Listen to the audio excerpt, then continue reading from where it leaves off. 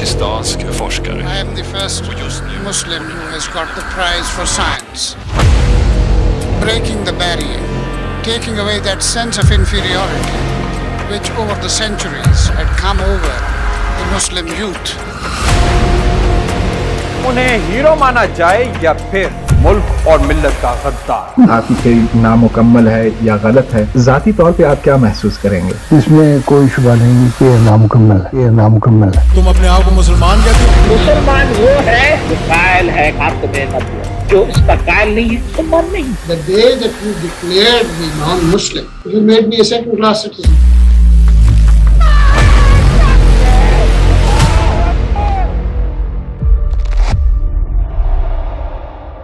General Ziaul हक का दौर था।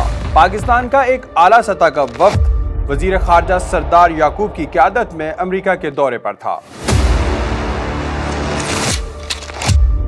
अमेरिकी स्टेट डिपार्टमेंट में मुज़ाकरात के दौरान अमेरिकियों ने पाकिस्तान के एटमी प्रोग्राम का जिक्र शुरू कर दिया। एक सीनियर यहूदी ने धमकी दी कि अगर पाकिस्तान ने न्यूक्लियर प्रोग्राम पर काम ना रोका तो पाकिस्तान की इमदाद बंद कर दी जाएगी। वजीर खारजा ने कहा, यह तासुर गलत है कि पाकिस्तान पुरअमन मकासद के अलावा किसी और किस्म के एटमी प्रोग्राम में दिलचस्पी रखता है। इस इजलास में CIA का एक आला अफसर भी था। उसने कहा, आप हमारे दावे को झुटला नहीं सकते। हमारे पास आपके एटमी प्रोग्राम की तमाम तफसीलात मौजूद हैं, बल्कि आपके इस्लामी बम का मॉडल भी है। मैं आपको बताऊं आपका इस्लामी बम क्या है? ये कहकर वो उठा। उसने झटके से पर्दा एक तरफ हटाया तो पीछे मेज पर कहूटा का एटमी प्लांट का मॉडल रखा हुआ था और उसके साथ ही दूसरी तरफ फुटबॉल नुमा कोई गोल सी चीज रखी हुई थी। CIA के ऑफिसर ने कहा, ये है तुम लोगों का इस्लामी बम। अब बोलो, तुम क्या कहते हो? क्या तुम अब भी इस्लामी बम की मौजूदगी से इनकार करते हो? सरदार याकूब ने कहा कि वो एटमी प्रोग्राम के तकनीकी और फनी मामलों से वाकिफ नहीं है। इन्हें नहीं पता ये फुटबॉल किस्म का गोला क्या चीज है और ये किस चीज का मॉडल है। लेकिन अगर आप लोग बस जिद हैं कि ये इस्लामी बम है तो होगा, वो कुछ नहीं कह सकते। CIA के ऑफिसर ने कहा, आप लोग इनकार नहीं कर सकते, हमारे पास नाकाबिले तरदीद सबूत मौजूद हैं। आज की मीटिंग खत्म की जाती है। सरदार याकूब का सर चकराने लगा कि ये मामला क्या है। कहूटा एटमी प्लांट का मॉडल अमेरिका के पास कहां से आ गया? एटमी प्रोग्राम के खुफिया राज CIA को किसने फराहम किए? इस जैसे दर्जनों सवालात से उनके दिमाग में धमाके हो रहे थे। कॉरिडोर में आगे बढ़ते हुए उन्होंने गैर इरादी तौर पर पीछे मुड़कर देखा तो उनके होश उड़ गए। सरदार याकूब ने देखा कि डॉक्टर अब्दुल सलाम एक दूसरे कमरे से निकलकर उस कमरे में दाखिल हो रहे थे जिसमें बकौल CIA के पाकिस्तान के इस्लामी बम का मॉडल पड़ा हुआ था। सरदार याकूब को बहुत से सवालात का जवाब मिल गया। उन्होंने सोचा, अच्छा तो ये बात है। This is the scientific law. You cannot escape it. क्या वाकई डॉक्टर अब्दुल सलाम ने पाकिस्तान के एटमी राज अमेरिकी CIA को दिए? क्या डॉक्टर अब्दुल सलाम नोबेल इनाम के हकदार थे या इन्हें किसी खास मकसद के लिए नोबेल इनाम दिया गया? Abdus Salam. इन सब बातों पर हम आज की वीडियो में बात करेंगे, लेकिन इससे पहले आप हमारा चैनल लाइक और सब्सक्राइब जरूर कर लें ताकि शऊर को रोशन करने वाली मालूमात से भरपूर वीडियोस आप तक पहुंचती रहे। 29 जनवरी 1926 झंग के एक मिडिल क्लास से ताल्लुक रखने वाले चौधरी मोहम्मद हुसैन की दूसरी बीवी ने पहले बेटे को जन्म दिया। चौधरी मोहम्मद हुसैन के आबाओ अजदाद ने सदियों पहले बहाउद्दीन ज़करिया मुल्तानी के दौर में कबूलियत इस्लाम का शर्फ हासिल किया था, मगर अब्दुल सलाम के वालिद चौधरी मोहम्मद हुसैन ने इस्लामिया कॉलेज लाहौर में ज़माना तालीम के दौरान कादियानी मजहब इख्तियार कर लिया और वो कादियानी जमात में अहम ओहदे पर बड़ा जमा हुए। चौधरी मोहम्मद हुसैन अपनी सरगुज़िश्त में दावा करते हैं कि उन्हें बेटे की पैदाइश की बशारत आलमे कश में एक फरिश्ते ने दी थी और इसी फरिश्ते ने उसका नाम अब्दुल सलाम रखा।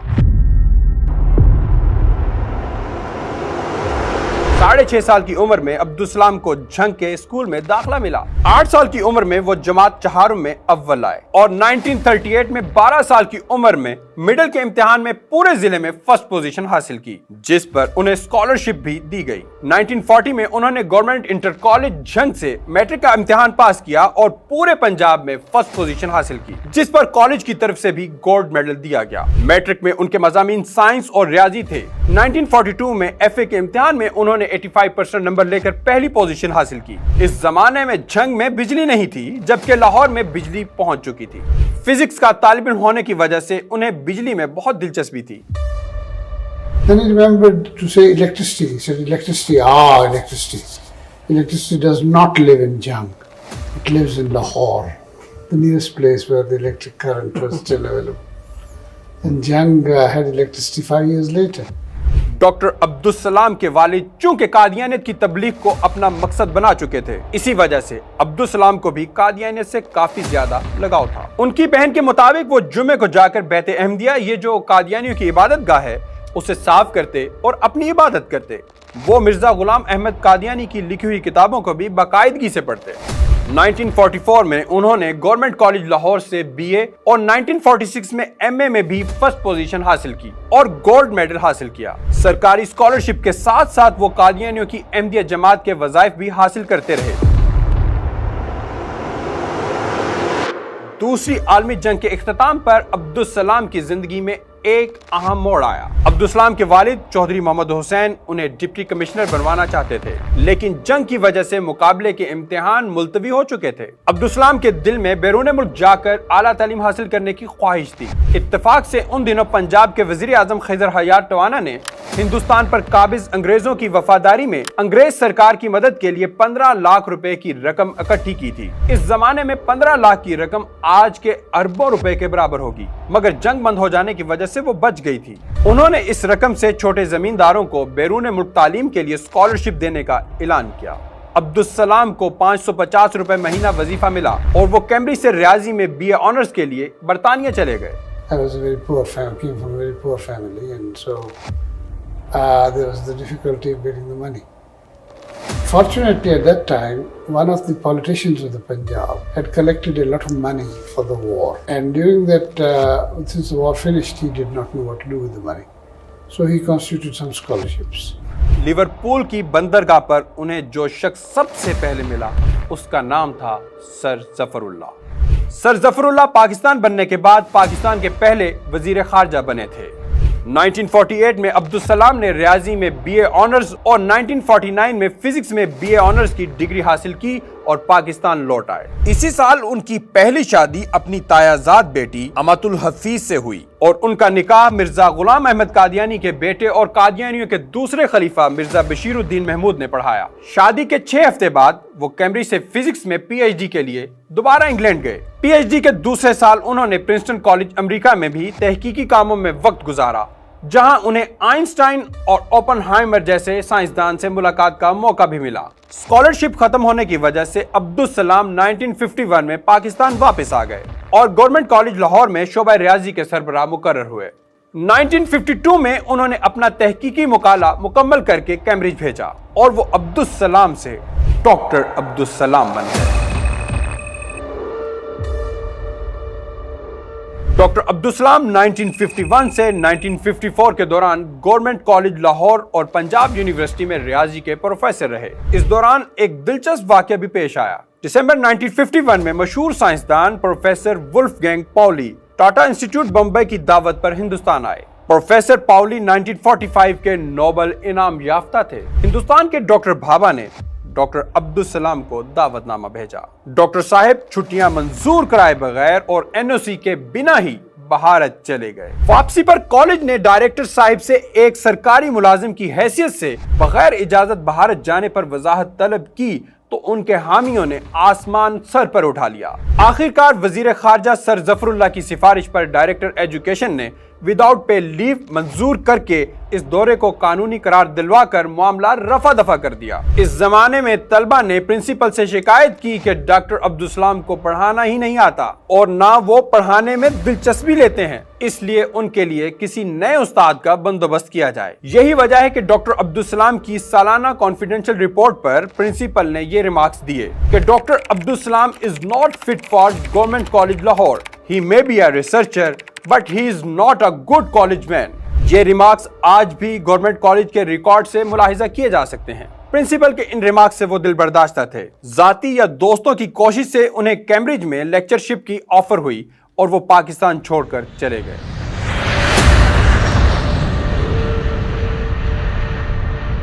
یہ بھی کہا جاتا ہے کہ ان دنوں چونکہ پاکستان میں قادیانیوں کے خلاف شدید تحریک چلی تھی اور عبدالسلام کو جان کا خطرہ تھا، اس لیے انہوں نے یہ فیصلہ کر لیا۔ بہرحال عبدالسلام برطانیہ میں ہی ٹھہر کر ریسرچ اور ٹیچنگ کرتے رہے۔ I am a theoretical physicist. 1958 میں انہیں کیمبرج یونیورسٹی کی جانب سے ہاپکنز ایوارڈ اور پھر ایڈمز ایوارڈ سے نوازا گیا۔ اسی سال پاکستان میں ایوب خان نے جمہوری حکومت کا تختہ الٹ کر اقتدار پر قبضہ کر لیا۔ ایوب خان ڈاکٹر عبدالسلام کے بہت مداح تھے۔ ان کی حکومت میں انہیں 1959 میں پہلے ستارہ پاکستان اور پھر پرائڈ آف پرفارمنس ایوارڈ دیا گیا اور پھر انہیں ایوب خان کا سائنسی مشیر مقرر کر دیا گیا۔ اس کے بعد ڈاکٹر عبدالسلام اکثر پاکستان اور بھارت کے دورے کرنے لگے۔ ڈاکٹر عبدالسلام پاکستان ایٹمی توانائی کمیشن سے بھی وابستہ ہو گئے اور ان کی سفارش پر ایوب خان نے 1960 میں عشرت حسین عثمانی کو PAEC کا چیئرمین مقرر کر دیا۔ ایٹمی توانائی کمیشن کا مقصد سول مقاصد کے لیے ایٹمی توانائی کا حصول اور مقامی سائنسدانوں کو ایٹمی ٹیکنالوجی میں تعلیم و تربیت فراہم کرنا تھا۔ اس سلسلے میں اسلام آباد کے قریب نیلور کے مقام پر Pakistan institute of nuclear science and technology کے نام سے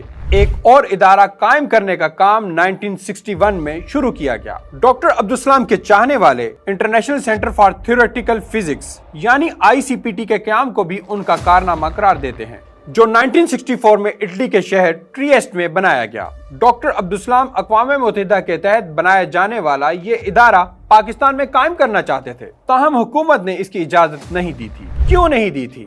اس پر ہم بعد میں بات کریں گے۔ اس دوران ڈاکٹر عبدالسلام الیکٹروویک تھیوری پر کام کر رہے تھے اور ان کا مقالہ بھی شائع ہو چکا تھا، جس کی بنا پر انہیں شیلڈن گلیشو اور سٹیون وائن برگ کے ساتھ نوبل پرائز دیا گیا۔ Abdus-Salam receiving Nobel Prize.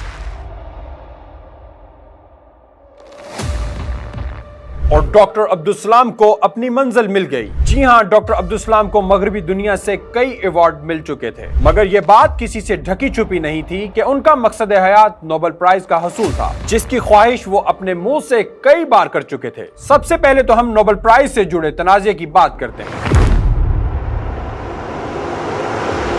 Doctor Abdul Salam کو امریکہ کے دو پروفیسر شیلڈن گلیشو اور سٹیون وائن برگ کے ساتھ مشترکہ نوبل انعام دیا گیا تھا، یعنی ڈاکٹر عبدالسلام کے حصے میں 1/3 یعنی 1/3 نوبل پرائز آیا تھا۔ ان میں سے شیلڈن گلیشو نے ایک انٹرویو میں عبدالسلام پر یہ سنگین الزام لگایا کہ ڈاکٹر صاحب نے 1964 میں الیکٹروویک فورس سے متعلق جو پیپر شائع کیا وہ گلیشو کے 1961 میں شائع ہونے والے پیپر سے لیا گیا تھا اور انہوں نے اس کا حوالہ نہیں دیا۔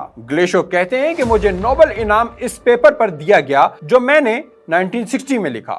وائن برگ کو نوبل ان کے 1967 میں شائع ہونے والے پیپر پر ملا جو میرے الیکٹروویک ماڈل کے متعلق تھا۔ سوال یہ پیدا ہوتا ہے کہ سلام نے کیا کیا؟ انہوں نے 1964 میں الیکٹروویک ماڈل SU2 XU1 ماڈل متعارف کرایا۔ مجھ سے 3 سال بعد انہوں نے میری نقل کی اور میرا حوالہ بھی نہیں دیا۔ شیلڈن گلیشو سے پوچھا گیا کہ ہو سکتا ہے کہ ڈاکٹر عبدالسلام بھی اپنے طور پر اسی نتیجے پر پہنچے ہوں جس پر آپ پہنچے۔ اس کے جواب میں گلیشو نے کہا ایبسلیوٹلی ناٹ۔ عبدالسلام میرے نام اور کام سے واقف تھے، ان کے اور میرے پیپرز میں بہت زیادہ مشابہتیں ہیں اور بالفرض وہ اپنی تحقیق سے بھی اس نتیجے پر پہنچے تو یہ پورے 3 سال بعد ہوا تھا۔ گلیشو نے ایک اور برطانوی سائنسدان نارمن ڈومبے کے ریسرچ پیپرز کا بھی حوالہ دیا ہے۔ نارمن ڈومبے نے اس paper how to win the Nobel prize میں ڈاکٹر عبدالسلام پر یہ الزام لگایا ہے کہ وہ ICTP کے ذریعے بننے والے اپنے تعلقات کو استعمال کرتے ہوئے دوسرے سائنسدانوں سے خط لکھواتے تھے کہ وہ ان کا نام نوبل انعام کے لیے تجویز کریں۔ نارمن ڈومبے کے مطابق اکثر یہ خط ڈاکٹر عبدالسلام خود لکھتے تھے اور ان سے اپنے دوستوں کے دستخط کروا کر نوبل کمیٹی کو ارسال کر دیتے تھے۔ شیلڈن گلیشو نے اپنے انٹرویو میں کہا کہ کہ وہ نارمن ڈمبے کی ایک ایک بات کی تصدیق کرتے ہیں۔ اس حوالے سے ایک دلچسپ بات یہ بھی ہے کہ ڈاکٹر عبدالسلام نے ایک انٹرویو میں یہ بات تسلیم کی تھی، جس تھیوری پر ان کو نوبل انعام ملا وہ نامکمل تھی۔ کسی تجربے سے یہ بات ثابت ہوئی کہ آپ کی تھیوری نامکمل ہے یا غلط ہے جی، تو ذاتی طور پہ آپ کیا محسوس کریں گے؟ اب یہ دونوں چیزیں مختلف ہیں۔ نامکمل ایک بات ہے جس میں کوئی شبہ نہیں کہ یہ نامکمل ہے، جس میں کوئی شبہ نہیں کہ یہ نامکمل ہے۔ یہ تھیوری اس وقت نامکمل شکل میں ہے اور اس کو ہم بھی مانتے ہیں۔ بالفرض اگر ہم یہ بات تسلیم کر لیتے ہیں کہ ڈاکٹر عبدالسلام کو نوبل پرائز ان کی قابلیت اور دریافت کی بنیاد پر ملا، تب بھی ایک مسئلہ برقرار رہتا ہے۔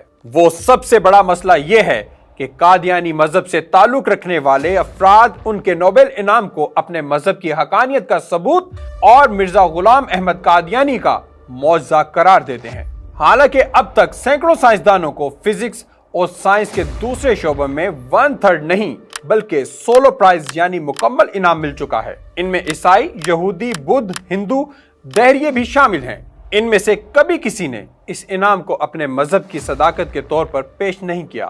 دوسری طرف مسلم ممالک سے تعلق رکھنے والے جتنے افراد کو نوبل انعام سے نوازا گیا وہ تقریباً سب کے سب متنازع کردار کے حامل ہیں۔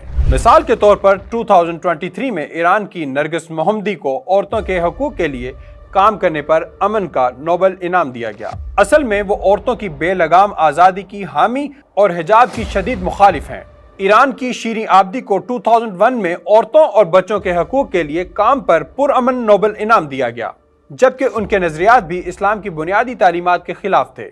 ملالہ یوسفزئی کو لڑکیوں کی تعلیم کے حوالے سے کام پر نوبل انعام کا حقدار ٹھہرایا گیا، حالانکہ BBC پر ایک ڈائری لکھنے کے سوا اس وقت تک ملالہ نے لڑکیوں کی تعلیم کے لیے کوئی کام نہیں کیا تھا۔ ملالہ کے حوالے سے FBI کے سابق ایجنٹ کامران فریدی نے انٹرویو میں بھی بہت سے انکشافات کیے ہیں، جو آپ ڈسکرپشن میں دیے گئے لنک میں دیکھ سکتے ہیں۔ اس کے علاوہ ہم دیکھتے ہیں کہ علامہ اقبال، جن کی شاعری نے پورے برصغیر کو متاثر کیا، ان پر یہ نوازش نہیں کی گئی۔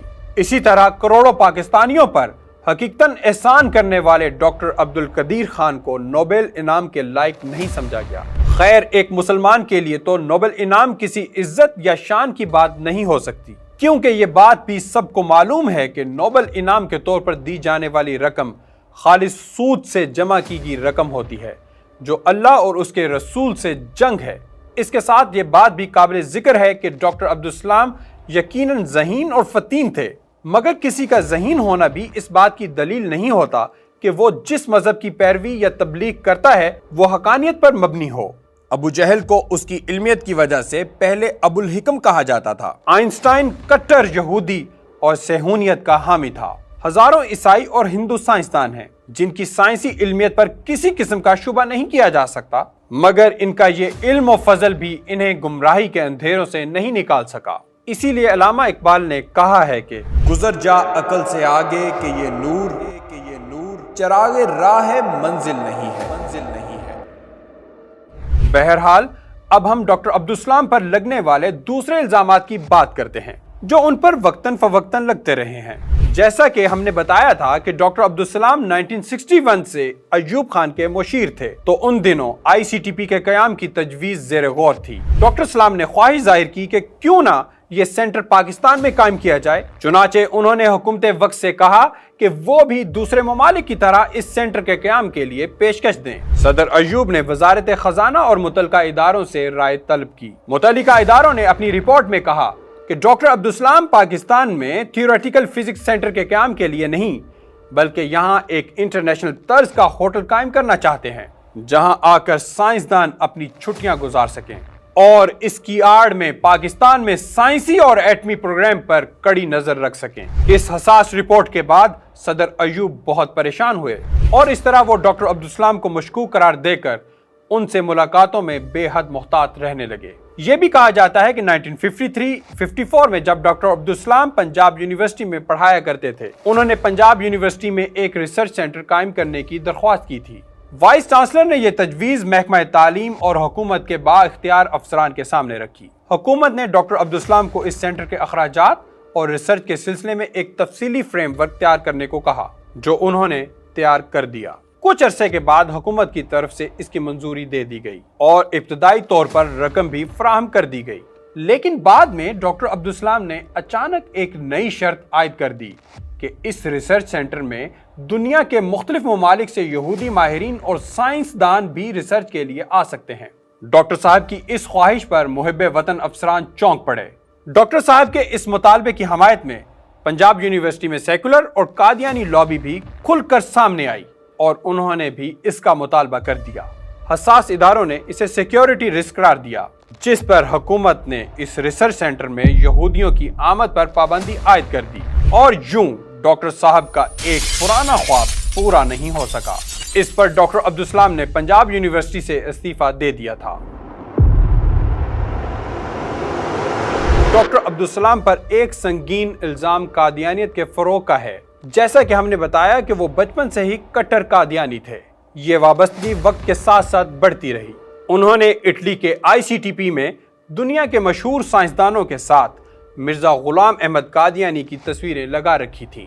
نوبل انعام کی تقریب میں انہوں نے قادیانیوں کی مخصوص پگڑی پہن کر شرکت کی تھی۔ تقریب کے بعد اخبار نویسوں سے گفتگو کرتے ہوئے انہوں نے دو ٹوک الفاظ میں کہا کہ وہ سب سے پہلے مرزا غلام احمد قادیانی کے غلام ہیں، پھر مسلمان ہیں اور پھر پاکستانی۔ ڈاکٹر پرویز ہود بھائی بھی ایک انٹرویو میں یہ گواہی دے چکے ہیں کہ فزکس کے علاوہ ان کی پہلی وفاداری تحریک احمدیہ کے ساتھ تھی اور ان کی ثانوی وفاداری پاکستان کے ساتھ تھی۔ شروع میں ڈاکٹر عبدالسلام بالکل لبرل آدمی تھے، لیکن پھر وہ تحریک احمدیت کے ایک انتہائی دقیانوسی قسم کے سپاہی بن گئے۔ ڈاکٹر عبدالسلام بہت زیادہ پیچیدہ انسان تھے۔ وہ غیر جانبدار نہیں تھے کیونکہ وہ احمدیوں کی حمایت کرتے تھے اور چاہتے تھے کہ احمدی طاقت میں آ جائیں، اور اس طاقت کے حصول کے لیے انہوں نے یہ کیا کہ ICTP اور دوسرے مغربی ممالک کی یونیورسٹیوں میں قادیانی سائنسدانوں کو تعلیم و تربیت دلوائی اور انہیں پاکستان ایٹمی انرجی کمیشن اور دوسرے اہم عہدوں میں تعینات کروایا۔ پاکستان ایٹمی انرجی کمیشن میں طویل عرصے تک چیئرمین رہنے والے ڈاکٹر منیر احمد خان بھی ان کے نیاز مندوں میں سے تھے۔ ڈاکٹر عبدالسلام اور منیر احمد خان پاکستان کے ایٹم بم بنانے کے مخالف تھے۔ سقوط ڈھاکہ کے تقریباً ایک مہینے بعد 20 جنوری 1972 کو ذوالفقار علی بھٹو نے پاکستان کے اندرونی اور بیرونی ملک سے چیدہ سائنسدانوں کو ملتان میں اکٹھا کیا اور ان کے سامنے اپنی اس خواہش کا اظہار کیا کہ وہ پاکستان کو جلد از جلد ایٹمی قوت بنانا چاہتے ہیں۔ مولانا کوثر نیازی نے لکھا ہے کہ ملتان کانفرنس میں ڈاکٹر عبدالسلام نے پاکستان کے ایٹمی صلاحیت حاصل کرنے کی مخالفت کی تھی اور وہ اس معاملے میں مسٹر بھٹو کے جوش سے اس قدر پریشان ہوئے تھے کہ ناراض ہو کر لندن چلے گئے تھے۔ بھٹو کو یہ ڈر تھا کہ ڈاکٹر عبدالسلام کہیں ایٹمی پروگرام کے سارے راز فاش نہ کر دیں۔ انہوں نے ڈاکٹر عبدالسلام کے ایک قریبی دوست اور عزیز شاگرد کو ان کے پیچھے بھیجا تاکہ وہ انہیں یقین دلا سکیں کہ ملتان کانفرنس محض ایک سیاسی ڈرامہ تھا اور بھٹو کو اس معاملے میں پاکستان کے محدود وسائل کا پورا احساس ہے۔ ڈاکٹر عبدالسلام واپس تو آ گئے، مگر صرف 2.5 سال بعد سپٹمبر 1974 میں قومی اسمبلی نے 90 گھنٹے کی طویل بحث کے بعد قادیانیوں کو غیر مسلم قرار دینے کا تاریخی فیصلہ کیا۔ فیصلہ ہو چکا ہے کہ مسلمان وہ ہے جو قائل ہے خاتم نبوت، یہ ہے فیصلہ، اور جو اس کا قائل نہیں ہے، جو اس چیز کو نہیں مانتا، جو اس چیز کو نہیں قبول کرتا ہے، مسلمان نہیں۔ وزیر اعظم بھٹو کے مشیر عبدالسلام کا دل برداشتہ ہونا لازمی تھا۔ انہوں نے اپنے عہدے سے استعفیٰ دیا اور اس میں لکھا کہ حال ہی میں قومی اسمبلی نے احمدیوں کے متعلق جو آئینی ترمیم منظور کی ہے، مجھے اس سے زبردست اختلاف ہے۔ میں قومی اسمبلی کے فیصلے کو ہرگز تسلیم نہیں کرتا، لیکن اب جبکہ یہ فیصلہ ہو چکا ہے اور اس پر عمل درآمد کا آغاز بھی کیا جا چکا ہے، تو میرے لیے بہتر یہی ہے کہ میں اس حکومت سے قطع تعلق کر لوں جس نے ایسا قانون منظور کیا ہے۔ اب میرا ایسے ملک کے ساتھ تعلق واجبی سا ہوگا۔ اس کے بعد وہ دنیا کے جس ملک میں گئے پاکستان کی قومی اسمبلی کے اس فیصلے کے خلاف سخت باتیں کرتے رہے۔ The day that you declared me to be a non-Muslim, and since Pakistan was created for Muslims, you made me a second-class citizen.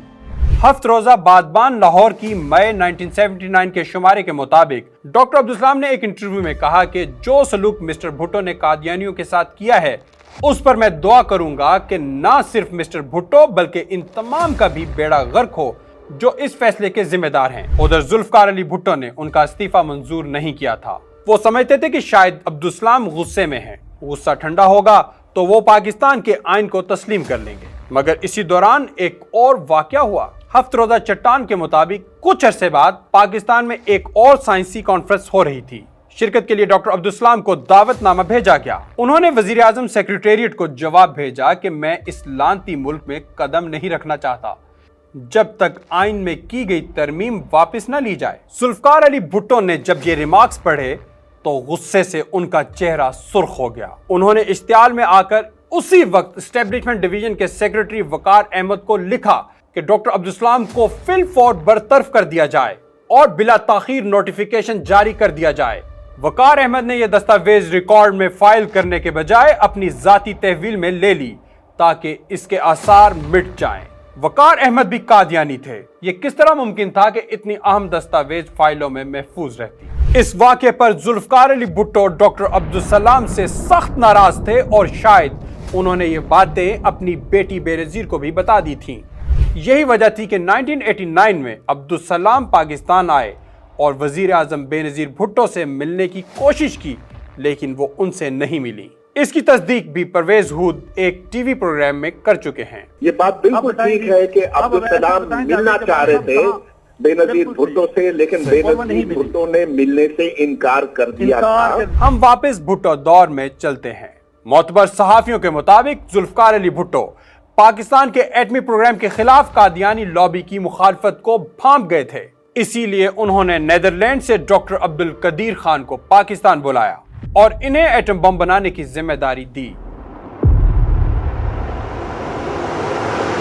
Doctor Khan Netherland میں 30,000 روپے ماہانہ تنخواہ لیتے تھے، مگر وہ پاکستان کی خاطر صرف 3,000 روپے پر نوکری کرنے کے لیے راضی ہو گئے تھے۔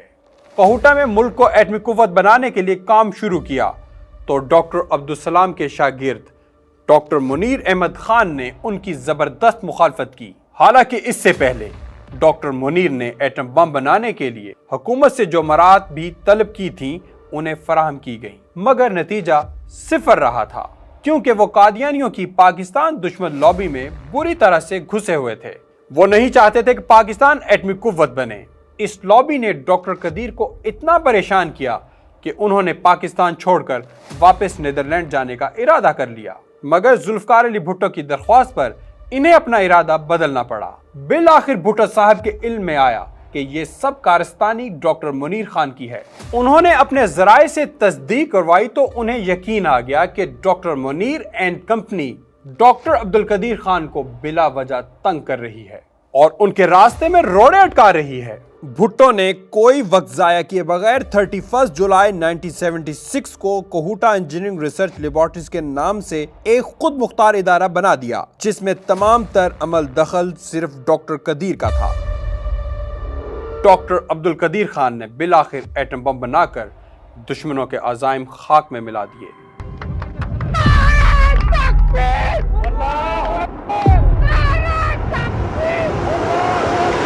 6 فیب 1984 کو ہفت روزہ چٹان لاہور میں شائع ہونے والے انٹرویو میں ڈاکٹر عبدالقدیر خان کا کہنا تھا کہ ڈاکٹر عبدالسلام کو ملنے والا نوبل انعام نظریات کی بنیاد پر دیا گیا ہے۔ وہ 1957 سے اس کوشش میں تھے کہ انہیں نوبل انعام ملے اور آخر آئنسٹائن کی 100 سالہ وفات پر اس کا مطلوبہ انعام دے دیا گیا۔ دراصل قادیانیوں کا اسرائیل میں باقاعدہ مشن ہے جو ایک عرصے سے کام کر رہا ہے۔ یہودی چاہتے تھے کہ آئنسٹائن کی برسی پر اپنے ہم خیال لوگوں کو خوش کر دیا جائے، سو ڈاکٹر عبدالسلام قادیانی کو بھی اس انعام سے نوازا گیا۔ اسرائیل میں اس قادیانی مشن کی موجودگی کا اعتراف مرزا غلام احمد قادیانی کے پوتے اور مرزا بشیر الدین محمود کے بیٹے مرزا مبارک احمد نے اپنی کتاب آور فارن مشنز میں بھی کیا ہے، جو 1965 میں روا سے شائع ہوئی تھی۔ اس کتاب کے پیج 79 پر لکھا ہے، احمدیہ مشن اسرائیل کے حیفا ماؤنٹ کرنل کے مقام پر واقع ہے اور وہاں ہماری ایک مسجد، ایک مشن ہاؤس، ایک لائبریری، ایک بک ڈپو، ایک سکول موجود ہے۔ ہمارے مشن کی طرف سے البشرا کے نام سے ایک ماہانہ عربی رسالہ جاری کیا گیا جو 30 ممالک میں بھیجا جاتا ہے۔ خیر، ڈاکٹر عبدالسلام کو جب نوبل انعام ملا तो पाकिस्तान में जुल्फकार अली भुट्टो की हुकूमत खत्म हो चुकी थी। ज़िया हुकूमत ने अब्दुलसलाम के एजाज में तकरीब मुनक्कद करनी चाहिए, तो उन्होंने शर्त रखी कि यह तकरीब रब्वा में होगी। उनकी फरमाइश पर यह तकरीब वहीं हुई। इन्हें स्टेट गेस्ट का दर्जा दिया गया। इसके बाद अब्दुलसलाम ने जनरल ज़ियाउल हक को पेशकश की कि वो अपने नोबेल इनाम की पूरी रकम $66,000 वक्फ करने को तैयार हैं, जिससे पाकिस्तानी तलबा बैरून मुल्क जाकर साइंस में आला तालीम हासिल कर सकेंगे, बशर्ते कि हुकूमत पाकिस्तान भी इस काम के लिए $10 लाख अपनी तरफ से मुख्तस करे। जनरल ज़िया ने उसूली तौर पर इत्तेफाक किया और कहा कि डॉक्टर अब्दुलसलाम की तजवीज़ कबूल है। जनरल ज़ियाउल हक ने कहा कि मगर हमारी भी एक शर्त है कि बैरून मुमालिक जाकर साइंस में आला तालीम हासिल करने वाले तलबा की सिलेक्शन खालिसतन बिला इम्तियाज मजहब मेरिट पर होगी, ख्वाह वो कादियानी हो या आपकी सिफारिश बाहर नहीं भेजा जाएगा। जैसा कि माजी में बार बार ऐसा हुआ कि तमाम शोबों में आला तालीम के हसूल के लिए जाने वाले तलबा कादियानी मजहब से ताल्लुक रखते थे, जो आला तालीम हासिल करने के बाद मुल्क के आला कलीदी ओहदों पर फाइज हैं, और यूं मुसलमान और दीगर मज़ाहिब से ताल्लुक रखने वाले तलबा की हक तलफी होती रही है। इस पर डॉक्टर अब्दुलसलाम ने फौरन जनरल ज़ियाउल हक के नाम तार भेजा कि ये तजवीज मुझे मंजूर नहीं। डॉक्टर अब्दुलसलाम ज़िया दौर में एक बार फिर पाकिस्तान वापस आए।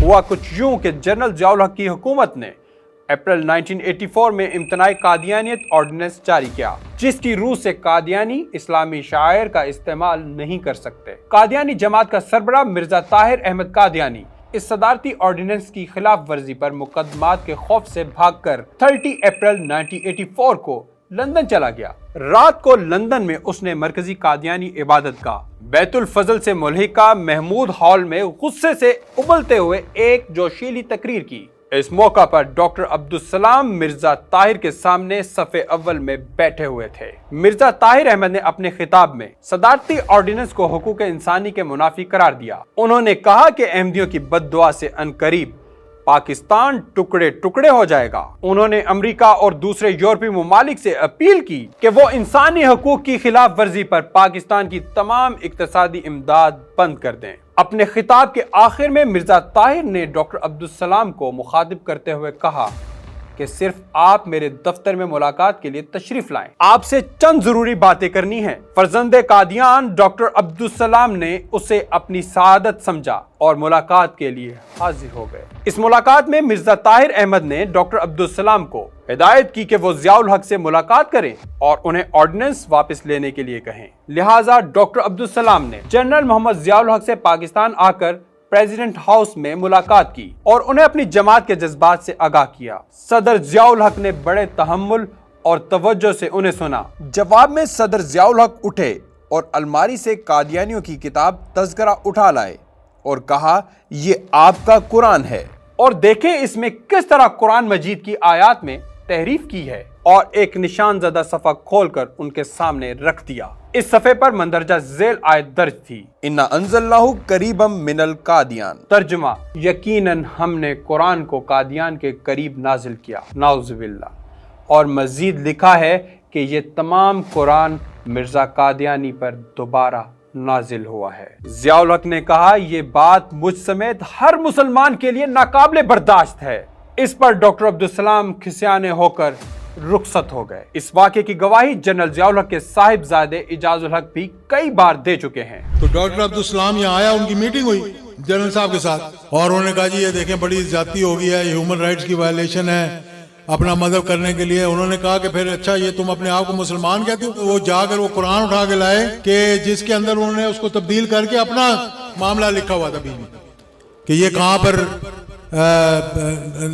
उतरा कुरान दूसरी मर्तबा और क्या हुआ और क्या नहीं हुआ इसकी। जनरल ज़िया के दौर में ही वजीर खारजा साहिबजादा याकूब वाला वाकया पेश आया था, जो हम शुरू में बयान कर चुके हैं कि पाकिस्तानी वफ्द को अमरीकियों ने पाकिस्तान के एटम बम का मॉडल दिखाया और वहां उन्हें डॉक्टर अब्दुलसलाम नजर आए। डॉक्टर अब्दुलसलाम के हामी इन इल्जामात को झूठ करार देते हैं और दावा करते हैं कि साहिबजादा याकूब निजी महफिलों में इसकी तरदीद कर चुके हैं। हालांकि ये वाकया 90 की दहाई से तवातुर से अखबारात और किताबों में शाया होता रहा है। साहिबजादा याकूब 2016 तक हयात रहे, مگر انہوں نے اس واقعے کی کبھی اعلانیہ تردید نہیں کی، بلکہ معروف صحافی انصار عباسی نے چند برس قبل ایک کالم بھی لکھا ہے۔ ڈاکٹر عبدالقدیر خان نے مرحوم صحافی زاہد ملک کی کتاب ڈاکٹر عبدالقدیر اور اسلامی بم میں درج اس واقعے کی تصدیق کی تھی اور بتایا تھا کہ صاحبزادہ یعقوب علی خان نے پاکستان کے ایٹمی پروگرام کی نگرانی کے لیے بنائے گئے کوارڈینیشن بورڈ کو یہ واقعہ خود سنایا تھا۔ بورڈ میٹنگ میں عبدالقدیر خان، AGN قاضی، آغا شاہی اور غلام اسحاق خان موجود تھے۔ ڈاکٹر عبدالقدیر نے بتایا کہ جو انکشاف صاحبزادہ یعقوب خان نے کیا وہ بورڈ میٹنگ کے منٹس میں بھی ریکارڈ کیا گیا تھا۔ دوسری طرف خود ڈاکٹر عبدالسلام بھی اس کے بعد کئی برس تک زندہ رہے، مگر انہوں نے ان الزامات کی کبھی تردید کی ضرورت تک محسوس نہیں کی، نہ کبھی پاکستان کے ایٹم بم بنانے کے حق میں کبھی کوئی بیان دیا، بلکہ ان کے مریدین و حامی جن میں پرویز ہود، انجہانی آسما جہانگیر اور اسی قسم کے لوگ شامل ہیں، اور وہ ہمیشہ پاکستان کے ایٹم بم کے مخالف رہے ہیں، اور 1998 میں ایٹمی بم دھماکوں کے بعد انہوں نے ڈاکٹر عبدالقدیر خان کی علامتی قبر بنا کر اس پر جوتے برسائے تھے۔ خیر، ہم دوبارہ عبدالسلام کی طرف آتے ہیں۔ ان پر نہ صرف پاکستان کے ایٹمی پروگرامز کی مخالفت اور اس کے خلاف سازشوں کا الزام ہے، بلکہ وہ آئین پاکستان کے تو کھلم کھلا مخالف تھے۔ 1974 میں پاکستان کے آئین میں قادیانیوں کو غیر مسلم قرار دیا گیا، مگر عبدالسلام قادیانی ہونے کے باوجود خود کو غیر آئینی طور پر مسلمان قرار دیتے رہے اور اسی جعلی دعوے کے ذریعے مسلم ممالک کی سائنس فاؤنڈیشن کے سربراہ بن گئے اور کروڑوں ڈالر کا فنڈ حاصل کیا، جس کا کوئی ریکارڈ نہیں ملتا کہ وہ کہاں خرچ کی گئی۔ بہرحال 21 نومبر 1996 کو ڈاکٹر عبدالسلام کا لندن میں انتقال ہو گیا۔ ممتاز سائنسدان اور پاکستان کے واحد نوبل انعام یافتہ پروفیسر ڈاکٹر عبدالسلام انتقال کر گئے ہیں۔ ان کی خواہش پر ان کی میت پاکستان لائی گئی اور چناب نگر میں بہشتی قبرستان میں تدفین ہوئی۔ اس قبرستان میں دفن ہونے کے لیے لازمی ہوتا ہے کہ مرنے والا اپنی جائیداد کا کم از کم 20% قادیانی جماعت کے نام کر جائے۔ عبدالسلام کو تو یہاں جگہ ملنی ہی تھی، کیونکہ وہ اپنی زندگی میں بھی اپنی دولت کا بڑا حصہ قادیانی کاز کے لیے خرچ کرتے تھے۔ ان کے مرنے کے بعد بھی ایک شرپسندی کی گئی کہ قبر پر انگریزی میں فرسٹ مسلم سائنٹسٹ لکھ کر پاکستان کے آئین و قانون کا مذاق اڑایا گیا۔ مسلمانوں کے اعتراض کے بعد مسلم لفظ کو مٹا دیا گیا، مگر قادیانی دنیا بھر میں یہ تصویر دکھا کر پاکستان پر لعن طعن کرتے ہیں کہ یہاں نوبل انعام یافتہ سائنسدان کے ساتھ کیا سلوک کیا جاتا ہے۔ حالانکہ دیکھا جائے تو ایوب خان سے لے کر آج تک ہر حکومت ڈاکٹر عبدالسلام کو ان کے متنازع کردار کے باوجود عزت و احترام سے نوازتی رہی ہے۔ ڈاکٹر عبدالسلام پاکستان میں ہمیشہ کلیدی عہدوں پر فائز رہے ہیں۔ وہ ایک عرصہ تک اٹامک انرجی کمیشن کے رکن اور بعد میں ڈائریکٹر مقرر ہوئے۔ اس کے ساتھ ساتھ تعلیمی commission, scientific commission, national science commission, Pakistan academy of science Islamabad اور پاکستان سائنس فاؤنڈیشن کے بھی رکن رہے، اور پاکستان کی جانب سے بین الاقوامی ایٹمی انرجی ایجنسی کے گورنر بھی رہے۔ کراچی پریس کلب نے انہیں تاحیات رکن بنایا۔ جنرل ضیاء الحق نے انہیں ڈاکٹر آف سائنس کی اعزازی ڈگری دی۔ مختلف مواقع پر انہیں ستارہ پاکستان پرائڈ آف پرفارمنس، تمغہ ایوارڈ حسن کارکردگی اور پاکستان کا سب سے بڑا سول اعزاز نشان امتیاز عطا کیے گئے۔ ایٹمی توانائی کمیشن کی طرف سے انہیں خصوصی نشان دیا گیا۔ پاکستان لیگ نے گولڈ میڈل دیا۔ ان کی وفات پر گورنمنٹ کالج لاہور نے اپنی تاریخی لائبریری کا نام ڈاکٹر عبدالسلام رکھا۔ جنگ میں ڈاکٹر عبدالسلام کی جائے پیدائش کو قومی یادگار کے طور پر محفوظ رکھنے کے لیے لاکھوں روپے خرچ کیے گئے۔ ان کی 70ویں سالگرہ حکومتی سرپرستی میں منائی گئی۔ پنجاب یونیورسٹی لاہور اور اسلام آباد نے انہیں ڈاکٹر آف سائنس کی اعزازی ڈگریاں دیں۔ پنجاب یونیورسٹی گرانٹس کمیشن ہر سال فزکس میں اول آنے والے طالب علم کو ڈاکٹر عبدالسلام ایوارڈ دیتی ہے۔